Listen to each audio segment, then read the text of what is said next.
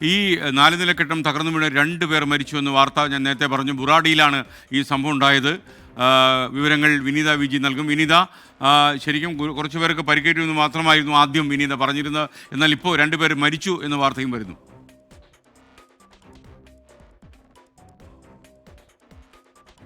തീർച്ചയായും S K N, ആദ്യഘട്ടത്തിൽ നമുക്ക് അറിയാൻ കഴിഞ്ഞിരുന്നത് നിരവധി പേർക്ക് പരിക്കേറ്റിട്ടുണ്ട് എന്ന് തന്നെയാണ്. ഇവരെ ആശുപത്രിയിലേക്ക് മാറ്റിയിട്ടുമുണ്ട്. ഇപ്പോൾ ഇതാ 2 മരണം സ്ഥിരീകരിച്ചിരിക്കുകയാണ്. ആരൊക്കെയാണ് മരിച്ചതെന്ന് ഉൾപ്പെടെയുള്ള കാര്യങ്ങളിൽ ഇനി വിശദാംശങ്ങൾ നമുക്ക് ലഭിക്കേണ്ടതായിട്ടുണ്ട്. ഇപ്പോൾ 2 മരണം സ്ഥിരീകരിച്ചിട്ടുണ്ടെന്ന് തന്നെയാണ് NDRFന്റെയും ഒപ്പം തന്നെ അവിടെയുള്ള സുരക്ഷയുമായി ബന്ധപ്പെട്ട പോലീസും ഒക്കെ തന്നെ ഇപ്പോൾ സ്ഥിരീകരിച്ചിരിക്കുന്നത്.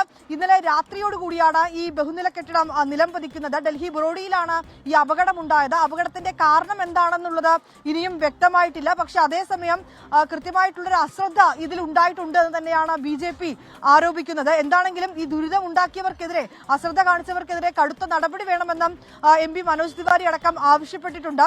ഈ രക്ഷാപ്രവർത്തനം ദ്രുതഗതിയിലേക്ക് ആക്കുന്നതിനും ഒപ്പം തന്നെ പരിക്കേറ്റവർക്ക് എല്ലാവിധ സഹായവും നൽകണമെന്നും ഡൽഹി മുഖ്യമന്ത്രി അതിഷി ഒരു നിർദ്ദേശം കൂടി നൽകിയിരിക്കുകയാണ്. ഈ അപകടം അത് വലിയ ദുഃഖമുണ്ടാക്കുന്നുവെന്ന് അരവിന്ദ് കെജ്രിവാളും പ്രതികരിച്ചിട്ടുണ്ട്. ഇപ്പോൾ 2 മരണമാണ് സ്ഥിരീകരിച്ചിരിക്കുന്നത്.